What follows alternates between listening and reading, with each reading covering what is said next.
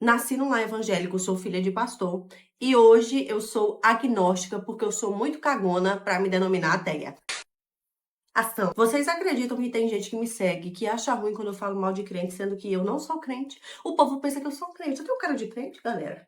Não responde não, pra gente não ficar brigado. Eu não tenho nada contra crente. Nada. Eu tenho até amigos que são. E é muito engraçado que quando a gente fala que a gente ou é ateu, ou é agnóstico, ou não frequenta mais nenhum tipo de igreja, sempre se levantam dois grupos de pessoas, né? O primeiro grupo é aquele que fala, ela se magoou. Ela se magoou, ela vai voltar. Isso é só uma fase. Calma, espera em Cristo, ora. Normalmente é a galera da minha família, né, que acredita que, não, deixa pra lá. Em algum momento ela vai voltar, porque quem já fez parte dos santos, não sai não. Tem o outro que fala, como é que você consegue?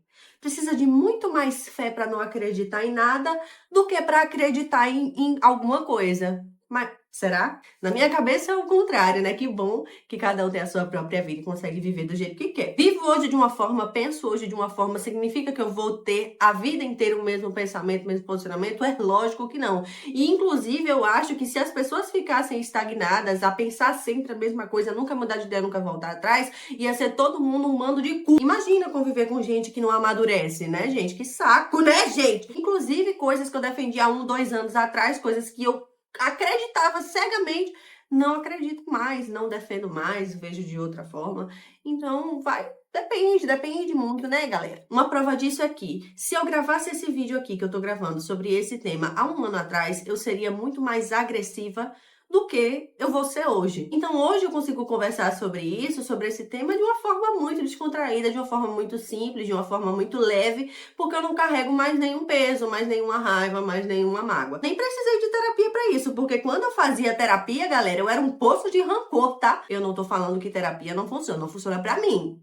Os outros pode funcionar, eu prefiro ficar meio louquinha. Eu nasci numa casa evangélica. Desde que eu nasci, que eu me entendo por gente, eu fazia parte de uma religião, eu fazia parte de uma igreja. Minha vida sempre foi voltada para isso, né? Sempre foi uma realidade muito presente para mim. Quando eu nasci, meu pai não era pastor. Eu era da igreja adventista do sétimo dia, né? Que é a igreja que guarda o sábado. O pessoal conhece muito a igreja por conta disso. E mesmo meu pai não sendo pastor, ele era líder da igreja, ele sempre esteve à frente, ele sempre amou muito a causa da igreja, ele sempre liderou, enfim, até porque a família dele teve um histórico de pastores. O pai dele foi, o avô dele foi, e aí dos irmãos dele ele decidiu ser. Ele era empresário antes de ser pastor, mas ele sempre teve nesse meio da igreja, então eu nasci nesse meio aí. E talvez pelo meu pai amar tanto a igreja, acreditar tanto que aquilo era o certo, que enfim, acabou que esse amor e essa ânsia dele para passar tudo que ele sabia, tudo que ele sentia em relação a isso pra mim, acredito que tenha sido tanta que eu me senti muito sufocada. Porque a vida, basicamente, girava em torno disso. A doutrina adventista, ela é muito tradicional. As pessoas não podem trabalhar no sábado, não podem comprar no sábado, não podem fazer nada além de descansar ou fazer algo bom pro próximo no sábado. Então eu sempre cresci com essa ideia. Do pôr do sol da sexta ao pôr do sol do sábado, eu não fazia nada que não fosse voltado para Cristo, para religião, para igreja, enfim. E não que isso seja algo ruim, tá, gente? Não que seja algo ruim. Mas para mim se tornava um fardo, sempre foi um fardo. Porque eu não podia assistir televisão, eu não podia brincar de boneca, eu não podia sair para comer. Eu via dessa forma, do não poder, não de ser algo positivo, não de ser algo bom, de ai, eu preciso me conectar com Deus, essas coisas. Eu nunca tive isso. Por mais que meus pais tentassem me passar de uma forma lúdica quando eu era pequena. Inclusive eu falo até com meu marido, que também fez parte dessa religião, que hoje, né, depois de casada e vendo a vida acontecer na sexta-noite e no sábado é esquisito pra mim. Porque na minha cabeça todo mundo parava, que nem eu. Eu achava um absurdo, assim, como assim tem gente no shopping uma sexta-feira à noite? Como assim tem gente no cinema numa sexta-feira à noite? Para, minha filha. Se eu não posso, você também não pode. Você vai pro inferno, você vai pro inferno. Eu falava pra todo mundo. Pra minhas amigas tudo, que elas iam tudo pro inferno. E é muito bizarro, assim, tipo, poder, hoje em dia, né, ir num mercado, comprar uma coisa, ir num cinema, ir num restaurante numa sexta.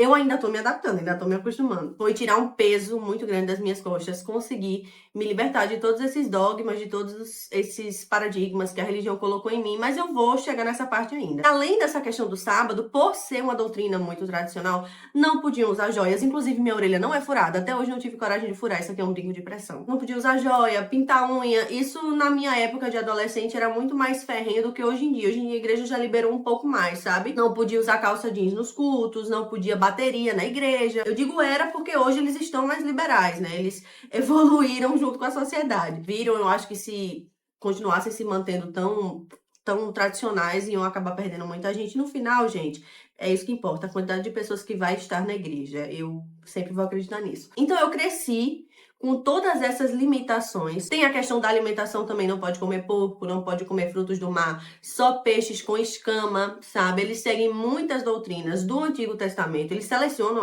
as que eles querem seguir, na realidade, não são todas. E eles têm uma profetisa que fez vários livros, disse que teve várias visões e a igreja segue o que ela diz como doutrina, tal qual segue a Bíblia, entendeu? Então eu não podia ir para cinema, eu não podia ir para campo de futebol, eu não podia ir para teatro, tudo isso porque essa profetisa falava. Eu sei que tem muito adventista que não segue isso, mas meu pai era bastante tradicional e para você ser considerado adventista, você tem que seguir as doutrinas e isso fazia parte da doutrina. Então eu fui crescendo privada de muitas coisas, sabe? Que pro mundo, para todo mundo seria normal, seria algo nocivo.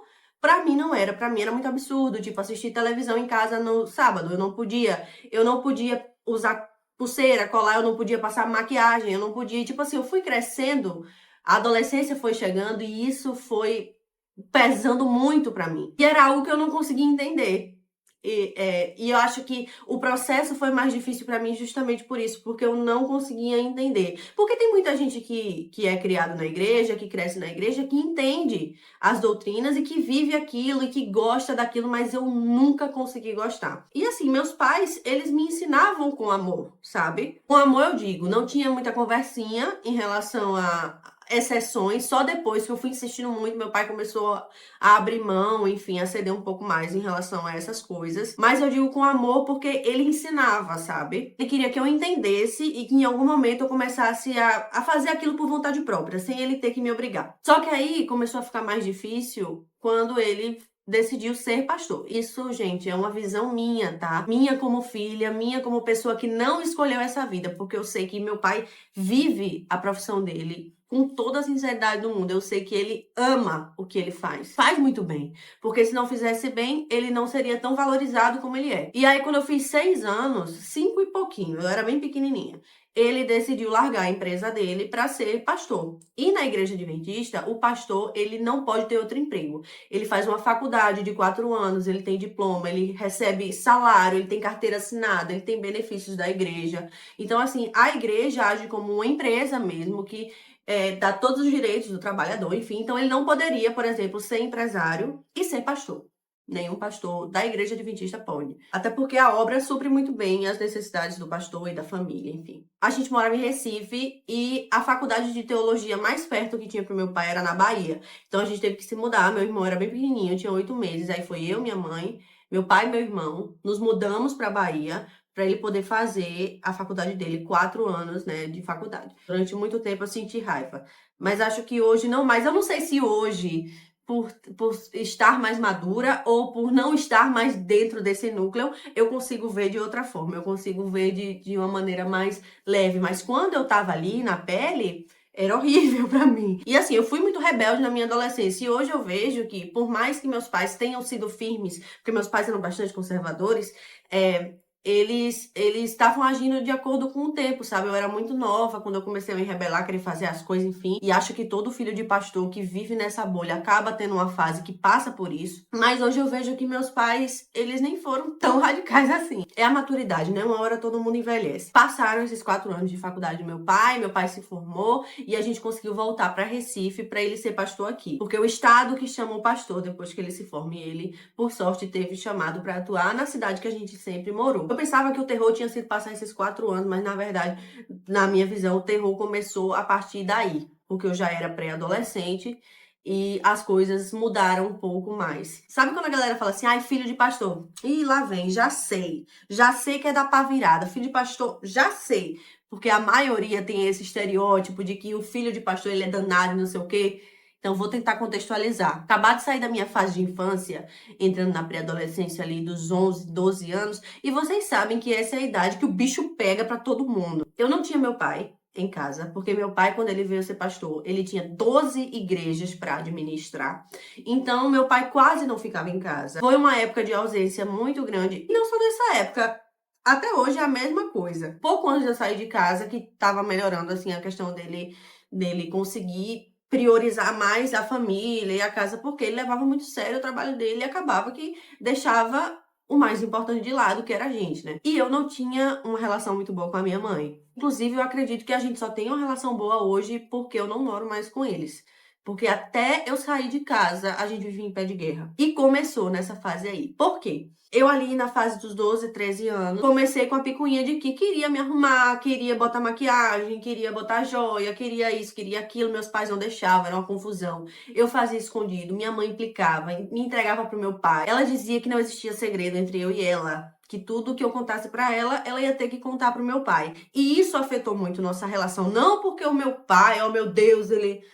Eu até acho que meu pai é mais compreensivo que a minha mãe. Mas na época eu queria ter segredos com a minha mãe, sabe? Qual é a menina que não quer ter segredos? Tipo, falar, mãe, dei o meu primeiro selinho, dei o meu primeiro beijo, ai, contar as fofocas. Sabe, gente, besteira de criança, ter a mãe como melhor amiga.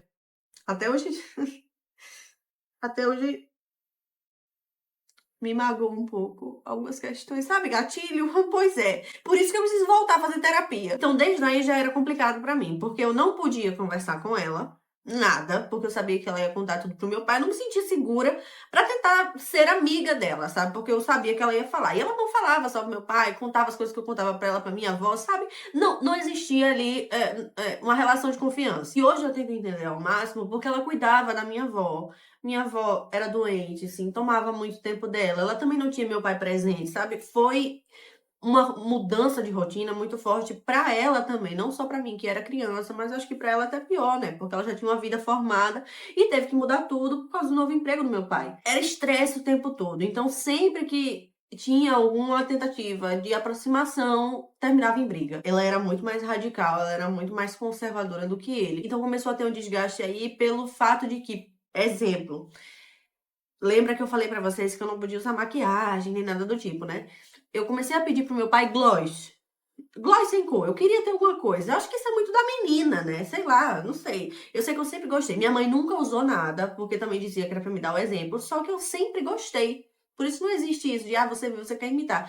Era inerente a mim. E aí meu pai me dava gloss, manteiga de cacau, sabe? Pra ver se abaixava esse meu desejo louco de ter as coisas. E eles brigavam muito, porque ela dizia que ela tava sendo correta, assim, comigo, e ele ia lá e fazia o que eu queria, sabe? E essa questão da comparação foi piorando muito com o tempo, muito mesmo, que teve um momento que era assim impossível de eu conviver com ela, tanto que eu fui para um colégio interno, e aí vai sair um vídeo sobre isso aí. Eu tive que sair de casa porque tava tão insuportável a convivência que aí eu tive que me mudar, entendeu? Como eu mencionei mais cedo, mesmo tendo sido ensinada, criada nesse meio evangélico, de coisas da igreja, de lugares com pessoas da igreja, de eventos de igreja, eu nunca gostei. A única parte que eu gostava era cantar. Meu pai pregava e eu cantava. Tirando isso, pra mim era sempre um fardo ter que participar desses eventos, enfim. E pior ainda, ter a pressão de ser a filha do pastor. Que já não era bom antes, como eu falei, pior foi quando eu comecei a receber esse título, né? E eu era cobrada pelo meu pai. Eu sempre fui uma menina que falava. Eu nunca tive papas na minha língua. Eu sempre falei, eu sempre tive a opinião muito forte. Tipo assim, eu nunca fui de fácil manipulação. Quando eu botava uma coisa na minha cabeça, eu ia atrás pra me aprofundar. Tinha certeza. E tipo assim, era muito difícil eu me anular, eu me ocultar, porque eu precisava ser o exemplo. Você não pode falar isso, você não pode fazer isso, não pode fazer aquilo. Porque o que é que os outros vão pensar? E eu pensava, o que é que os outros se fodam? Se o outro não quer fazer, se o outro não gosta, problema do outro. Ele ele não faça. Eu sou autêntica ao ponto de saber quem eu sou e o que eu quero fazer. E eu não falo sobre coisas ilícitas, sobre coisas ruins, nada disso. Mas ser uma, sabe, uma boa samaritana e tal, e cuidado com o que diz, o tempo todo pisando em ovos. Eu nunca gostei disso. E aí qualquer coisinha que saía do eixo do esperado era um escândalo porque eu era filha do pastor. E isso foi me dando um ódio, foi me dando uma raiva tão grande. E perceba que até aí, eu nunca tive problema com a religião. Eu nunca tive problema com o acreditar em Deus, eu nunca tive problema com a Bíblia, eu nunca tive problema com nada disso. O problema era a estrutura que eu fui criada, que era direcionada para isso, e eu não me encaixar de jeito nenhum. E por muito tempo eu me culpava, porque eu falava, cara, eu tinha tudo para crescer nesse meio. Entendeu? Eu tinha tudo para ser destaque nesse meio. E por que que eu não gosto? Tipo assim, meu pai, ele vive tanto isso, ele gosta tanto disso. Eu seria um orgulho para ele.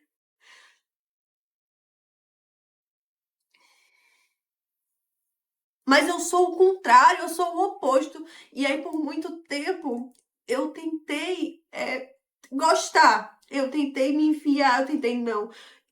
Eu preciso me adaptar, porque essa é a minha realidade, essa é a minha vida. Eu preciso aproveitar isso aí, porque ser o contrário, ser o que eu sou, e, enfim, não tá presa a essas coisas, seria ser contra tudo. Ser contra meu estilo de vida, ser contra as pessoas que eu tô envolvida, ser contra os meus pais. Então eu falei, não, eu tenho que me adaptar nisso aqui, porque é o que eu tenho. E aí entrava toda essa questão de que na escola, eu estudei em colégio adventista a minha vida quase toda. Eu saí de rede adventista depois que eu saí do internato, né? Que eu fui expulsa. 6 meses estudando no internato, eu fui expulsa. Menina, que filho do cacete. Peraí, que eu me cobri. Mas antes feio que calor. Recife, meu amor. Mas aí o desmantelo começa a acontecer quando eu não tenho essa abertura para conversar com meus pais. Com meu pai não era questão de abertura, era questão de tempo mesmo, ele não tinha tempo. E com a minha mãe não tinha conexão, não tinha amizade, não tinha confiança. Então eu comecei a ir para as minhas amizades. Fui fazendo amizades, sempre me identifiquei com gente mais velha do que eu. Eu sempre tive a cabeça mais para frente e isso não foi bom para mim. Sabe? Não foi bom pra mim porque ter a mente mais avançada não significava que eu tinha maturidade pra conseguir lidar com isso. Porque se eu tivesse a mente lá na frente da minha idade, mas eu tivesse maturidade pra conseguir ser mais centrada, eu não tinha sofrido tanto, não tinha tido tanta dor de cabeça. Mas como eu gostava do desmantelo, foi ruim isso, sabe? Eu sempre tive as amizades mais velhas, as amizades descoladas da escola, enfim. Eu andava com esse povo e meus pais odiavam, sabe? Não aceitavam nenhum amigo meu. Assim, eu não podia sair com ninguém, ir pra casa de ninguém, nem trazer pra minha casa, porque era sempre uma confusão. As pessoas que eu podia eram as que eles aprovavam, as que eles gostavam, tipo assim. E isso gerou uma briga muito grande, porque era sempre eles e eu, sabe? Eu ficava tipo, e eu? Eu não posso escolher, eu não posso ser eu não posso trazer as pessoas que eu me identifico, eu não posso. Então isso foi criando um afastamento muito grande. Eu acho que eles não esperavam também que fosse assim, né? Eu era a primeira filha, eles achavam que estavam fazendo certo, assim, da forma que podiam, né? E eu não estava correspondendo com o que eles achavam ser o certo a se fazer. Então isso foi acontecendo, eu fui crescendo, fui me tornando muito rebelde por essa falta de conexão que eu tinha com meus pais. Quanto mais eu crescia, mais eles me apertavam, porque eu não tentava conquistar a minha liberdade de uma forma sadia, sabe? Eu meio que chutei o pau da barraca e eu meti o louco, gente, literalmente. Depois eu vou até fazer vídeos sobre relatos da minha adolescência, porque foi muita besteira que eu fiz, muita besteira. Assim, hoje serve de aprendizado, hoje serve pra gente dar risada, pra conteúdo na internet, pra sempre deixar uma mensagem pros adolescentes depois do que não fazer. Mas eu posso fazer eu vou fazer essa série, essa playlist. Mas resumidamente, chegou um momento em que eu fiz, não, eu não posso mais ficar fingindo que tá ok, que é isso aqui que eu quero, não é isso aqui que eu quero. Eu tô mentindo pra quem? Pra mim. Meu pai tentava estudar a Bíblia comigo, ele fazia premiação pra mim, pro meu irmão, tipo assim, se vocês decorarem tantos versículos bíblicos por mês, vocês ganham tanto em dinheiro, sabe? Ele sempre tentou da forma que ele podia, sempre. Eu não posso botar a culpa no meu pai em relação a isso, porque eu vejo que muita gente culpa, sabe? Eu já vi pessoas, influencers gospel, assim, né? de perfis de cristianismo, enfim, falando que se os filhos se desviam da igreja, daquela determinada religião, depois que crescem, é falha dos pais. E de forma nenhuma eu podia dizer que foi falha dos meus pais. Falha, eu digo, na questão de me ensinar as coisas de Cristo, as coisas da igreja, enfim. Não acho que tenha sido falha deles. Eu acho que eles fizeram o que qualquer pai faria, o que qualquer pai que vive nesse meio, que quer que seu filho esteja nesse meio, faria. Só que, mais uma vez, eu repito, nunca foi algo que ardeu no meu coração. E admitir isso me doeria muito mais se eu não tivesse buscado entender, se eu não fosse estudar, se eu não tivesse aceitado isso. Teria me doído muito mais admitir isso daí. E eu me sentia muito perdida nisso, né? Eu botava muito a culpa do meu pai não estar em casa na igreja. Da gente não viver momentos porque ele era muito religioso, sabe? Porque ele era muito conservador, porque ele, enfim, porque muitas vezes ele priorizava momentos do trabalho do que momentos da família, porque muitas vezes deixava de fazer algumas coisas, de assistir algumas coisas por conta da religiosidade dele. Então isso foi me trazendo uma raiva da igreja. Só que era uma raiva assim, fundada numa vivência que eu tinha tido com a minha família. Por estar mais no making off, né? Por saber de coisas que membros normalmente não saberiam, eu me revoltava muito mais com algumas coisas, sabe? 2017, assim, eu chutei o pau da barraca e aí comecei a viver a minha vida, assim, sem me preocupar realmente com essa pressão de filha de pastor, eu tava nem aí, fazia o que eu queria. Foi uma das fases mais difíceis, assim, em relação aos meus pais. Foi quando eu voltei do colégio interno. E aí, em 2019, eu conheci o meu marido, que também era da igreja. Já conhecia ele, assim, de vista, né? De amizades em comum, mas eu nunca tinha tido contato com ele. Até que a gente teve contato e eu comecei a voltar gradativamente para a igreja por conta dele. Não que ele fosse um exemplo de cristão, sabe? Não era. Hoje, conversando, ele tava no mesmo barco que eu, assim. Ele ia por conveniência, por causa dos pais, por causa da criação, mas muita coisa ele não acreditava, muita coisa ele não concordava. Mas a diferença dele pra mim é que ele não questionava, ele só tava ali vivendo, entendeu? Durante esse tempo, eu voltei, eu ia para as programações, eu voltei a cantar. Foi então que chegaram as eleições de 2022, né? Que foi muito polarizado, Lula, Bolsonaro, enfim. E a igreja em peso se levantou a favor do Bolsonaro. Eu não era uma pessoa estudiosa política, eu não sabia, assim, o básico do básico do básico. Era tipo assim, eu tinha meus ideais de coisas que eu concordava, mas se me perguntassem de Lua, vai, fala, por que que você concorda? Por que que você não concorda? Eu não ia saber responder, sabe? Eu só achava que aquilo ali era certo e que aquilo ali era errado. Vou dar um exemplo pra vocês. Feminismo. O que é que a gente sabe no grosso sobre feminismo? Feminismo é a luta pelo direito das mulheres. Um exemplo bem chulo aqui. Era isso que eu sabia. Então, quando me perguntavam, você é feminista? Eu falava, sou feminista. Por que que eu não seria feminista? Mas quem foi que criou o feminismo? Quando é que ele surgiu? Sabe essas questões? O que é direita, o que é esquerda? Como é que surgiu? O que é que cada pauta defende? Tipo assim, eu não sabia. Tinha pauta da direita que eu concordava, da esquerda que eu concordava, mas eu não era estudiosa o suficiente para poder me enfiar em algum partido, assim, tomar algum partido, né? A gente tava em pandemia ainda, quando começou essa polarização, e eu resolvi gravar vídeos pro TikTok. Sempre fui muito comunicativa, sempre gostei muito de conversar, de falar e falo mesmo. Não tenho medo da opinião, da retaliação dos outros, não tenho. Como eu disse, eu sou uma pessoa de opinião forte, então assim, eu vou falar. Se você se identifica comigo, ótimo. Se você não se identifica, ótimo também. Eu não tô nem aí, tá? E aí eu comecei a gravar uns vídeos pro TikTok até que uma influenciadora conservadora começou a falar sobre feminismo, falar mal do feminismo, dizer que pessoas cristãs não podiam ser feministas e não sei o quê. E eu me denominava cristã ainda, eu achava que eu era cristã, né? E eu falei, que absurdo! Como assim essa menina tá falando isso? Era a Ingrid Silveira, pra quem não sabe. Aí, eu achei um absurdo e eu preciso brigar com essa menina. Eu vou brigar com ela. Eu vou acabar com a vida dela. A gente marcou uma live e ela tinha muitos seguidores já. E assim, uma live com 5.000 pessoas pra mim, meu Deus do céu, nossa senhora. Eu não tava preparada, eu não sabia de nada. Ela também não sabia de nada, só que a gente foi pra trocar ofensa. E aí esse assunto começou a me chamar muita atenção. querer estudar sobre isso, né?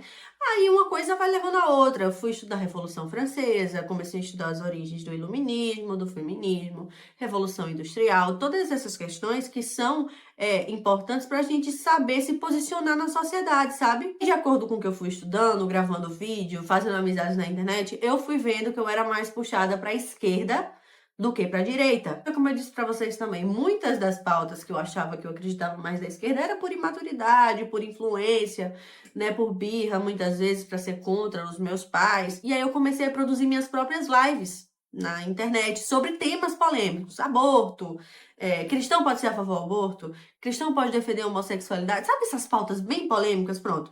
Aí eu comecei a fazer vídeos sobre isso, né, e fui crescendo meu perfil, enfim, foi virando um inferno dentro de casa de novo, porque eu falava tudo que meus pais eram contra, eu defendia.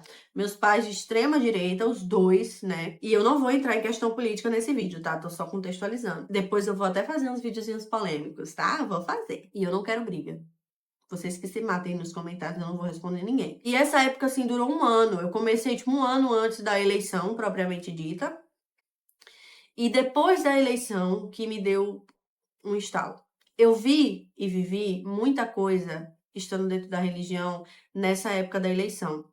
Eu ouvi muitos absurdos, eu vi muitas coisas, vi pessoas apoiando, assim, barbaridades, inclusive gente da minha família, em nome de um bem maior, em nome de Jesus, em nome de Cristo, em nome de Deus. E eu falei, não, gente, peraí, tem alguma coisa errada aqui.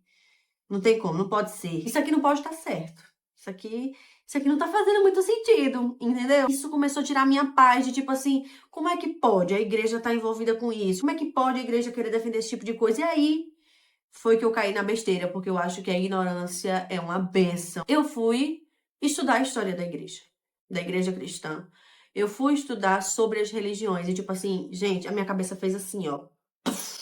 Nessa época, eu ainda me denominava cristã. Por quê? O que é que eu fazia? O que é que eu achava? Eu achava que algumas pautas que as pessoas defendiam, elas estavam erradas. Tipo assim, não. Existem interpretações. Tem como a gente defender, por exemplo, que a homossexualidade não é pecado. Tem como.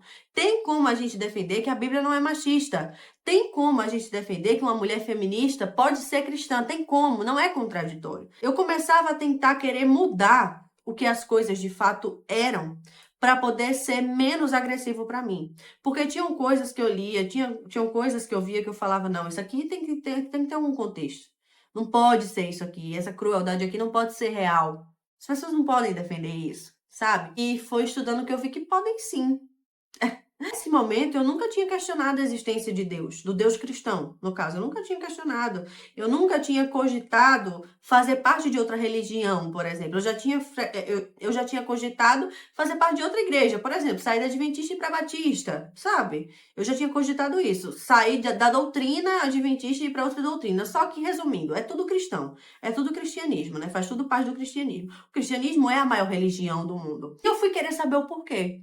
Por que que o cristianismo é a maior religião do mundo? Quando você estuda a história da humanidade e você vê que a sua realidade é uma realidade desse tamanho em relação a todas as realidades que já existiram, a todas as sociedades que já foram criadas, a todas as religiões que já foram cultuadas, aos deuses que já foram cultuados, chegar à conclusão de que todas as religiões que foram criadas desde que o mundo é mundo, porque a cristã não é a primeira, tá, gente? Ela é quase uma das últimas. Todas que foram criadas, até o cristianismo depois dela, foram criadas com o objetivo de controle de massas e de conquista de poder. Sempre a religião está envolvida com a política, seja direta ou indiretamente, sempre. Sempre tem a ver com dinheiro, sempre tem a ver com controle, sempre tem a ver com submissão de outros povos, de outras pessoas para que você seja o maioral. Na Grécia, com os deuses antigos, foi assim. Na Umbanda é assim. No cristianismo é assim. De formas e intensidades diferentes.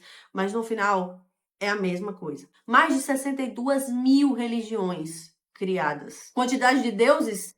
Falta dedo para contar. E toda a religião criada tinha algo para se embasar. Toda religião tinha um livro sagrado. Toda religião tinha profetas. Toda religião tinha um Deus soberano. Todas elas tinham algo que faziam com que as pessoas acreditassem que eram as certas. Se você é cristão, não pare para ler e estudar sobre a origem da Bíblia. Não vá atrás. Não vá atrás, senão você não vai mais ser cristão. Continue como você tá. Não questione. Você ser cristão e você questionar é você pedir para você deixar de ser cristão. É literalmente isso. Quando você vê que os livros da Bíblia são literalmente recortes de, assim, pessoas de centenas de anos de diferenças uma para as outras, que escreveram aquilo, que foram selecionados para estarem ali por algumas pessoas, que foram modificados, que foram traduzidos, que os sentidos que estão ali não são do original, você vai começar a se questionar. Foi aí que eu comecei a ver que talvez eu não precisasse mudar a religião para se encaixar com aquilo que eu considerava justo, com aquilo que eu considerava real, sabe? Eu comecei a entender que, na realidade, talvez eu só devesse aceitar que as coisas são o que são. A Bíblia é um livro machista, que a Bíblia não é um livro bom, não é um livro de histórias bonitas, muito pelo contrário. Que o que tá lá é cruel, que o que tá lá é ultrapassado e que não cabe mais pra gente hoje como sociedade. Hoje eu vejo a Bíblia como um livro de histórias de um povo. E só. Tem aprendizado, tem fábula, tem profecia, tem tudo. Como o livro dos gregos também tinha. Muita coisa da religião cristã é copiada da religião grega, da Grécia Antiga. Se eu fosse falar detalhes aqui, o vídeo ia ficar imenso, então nem vale a pena. Tô dando um resumo, assim, do que me fez chegar nessas conclusões. Quando eu comecei a ver que hoje a igreja só serve para se manter no poder, quando eu entendi que as religiões elas usam do maior medo do ser humano para conseguir controlar o ser humano, para conseguir ganhar dinheiro, para conseguir ter poder, que é o pós-morte. Todas as religiões trabalham com isso, com o pós-morte. A morte é a única coisa que a gente não tem certeza. Ninguém nunca morreu e voltou para contar. Então, é a única coisa que a gente não sabe o que acontece. A gente tem outra vida. Tem inferno, tem céu, tem paraíso. A gente reencarna. Como é que é? Ninguém tem certeza, porque ninguém voltou para contar. Uns que afirmam que tem certeza da encarnação. Tem outros que afirmam que tem certeza que o espírito fica e que tem um paraíso e que quem... Ó, o brinco de pressão caindo. Ó, a pressão tão grande que o brinco caiu. Ah, pra puta que pariu. Então as religiões usam isso. O medo. Elas trabalham único e exclusivamente com medo. Se você não fizer o que eu tô mandando, você vai pro inferno. E depois de morrer, você vai queimar eternamente. Queimar, uma das mortes mais dolorosas que a gente conhece na nossa inteligência limitada, é morrer queimado. Então, eles trabalham sempre com esse negócio do pânico, né? Ou você faz ou você não é salvo. Salvo de quê? Do Deus. Será que esse Deus é tão bom assim? Eu tô falando do Deus cristão, tá? Porque eu não estudei profundamente as divindades das outras religiões. Mas será que ele é tão bom assim? Se você ler a Bíblia, você vai ver que não. Que Deus ele não é bom. Principalmente no Antigo Testamento, tá? Se você for parar para analisar sinceramente, com o seu coração aberto e sem querer justificar a barbaridade, você vai ver que ele não é bom. Então eu fui tendo esses estalos, essas máscaras foram caindo para mim. E eu fui meio que aceitando que, assim, o ser humano ele é insignificante, não tem pra que ter um Deus. Como é que você acha que o ser humano surgiu? O que é que você acha que veio depois da morte? Como o ser humano surgiu, eu acredito que seja evolução mesmo, evolução da espécie. Acho que é a coisa que mais faz sentido, tá? E o pós-morte, eu acho que é isso, eu acho que é só uma vida que a gente tem. Eu não acho que a gente seja especial o suficiente pra ter a oportunidade de viver várias e várias vidas. Eu acho que é só isso. Mas por que agnóstica e não ateia? Eu não consigo aceitar isso. Essa seria a palavra. Porque eu sendo agnóstica, eu acredito que existe a espiritualidade. Eu não sei qual espiritualidade que é. Eu não sei qual religião que tá certa. Mas que não estamos sozinhos. Que existe realmente a espiritualidade. Que talvez no pós-morte possa vir a ter alguma coisa. Definitivamente não acredito que seja inferno ou céu. A religião cristã, pra mim, tá completamente descartada. Pra mim é uma mitologia igual à mitologia grega. E a mitologia grega faz mais sentido que a cristã, tá? A galera cristã tem mais lábia e conseguiu ficar mais tempo por aí, sabe? Enganando mais gente. Mas eu acho que possa existir alguma coisa, alguma espiritualidade, algum Deus. E por isso que eu não sou ateia. Porque admitir que você é ateu, que não existe mais nada, para mim é muito sem respostas, porque, por exemplo, a gente vê todo dia desgraça acontecendo com gente inocente. Neném morrendo, assim, tipo... Ontem saiu uma matéria de que um casal pulou do sétimo andar de um prédio com um neném de 3 meses. Todos morreram. Porque tava em incêndio, eles preferiram pular pra ver se sobreviviam do que morrerem queimados. O neném morreu. 3 meses. Nem sabe que existiu, basicamente. Por quê? Uma vida com uma história, com um potencial de futuro, tipo assim, acabou, entendeu? Acabou. Morreu. Não existe mais nada dele. Pessoas nas guerras, antes de existir a medicina, a quantidade de gente que morreu por gripe, por exemplo, sabe? Umas mortes assim. Eu não tenho nem palavras, me indigna. E aí eu fico, velho, será possível que a gente é tão insignificante que a gente só vai viver isso aqui? Esse neném de 3 meses só teve essa oportunidade de viver, sabe? Como se a vida fosse algo tão maravilhoso. Porque eu acho que seja algo maravilhoso. Então, por isso que eu não sou ateia, porque eu não consigo aceitar a ideia de que é só isso aqui. Quem não teve a oportunidade de viver uma vida boa, só teve aquilo ali. Tipo assim, tem gente que veio só pra sofrer, sabe? Eu não consigo. Não entra na minha cabeça. E é por isso que eu não sou ateia. Então, eu prefiro acreditar que existe alguma espiritualidade para amenizar o sofrimento, porque seria aceitar que a gente só tá aqui para sofrer, literalmente. Mas o que me fez ser agnóstica e ser ateia foi estudar. E a culpa de eu ter vontade e curiosidade disso foi da igreja. De ter sido tão horrível, de ter sido tão cruel com os outros, de ter feito completamente o oposto do que deveria ser, que me fez tentar despertar para isso. Muita gente pode dizer, é uma fase, vai voltar. Se tem uma coisa que eu tenho certeza, por mais que eu seja jovem, mas amadurece. Mas uma coisa que eu tenho certeza é que eu não volto. Tem, assim, a menor possibilidade.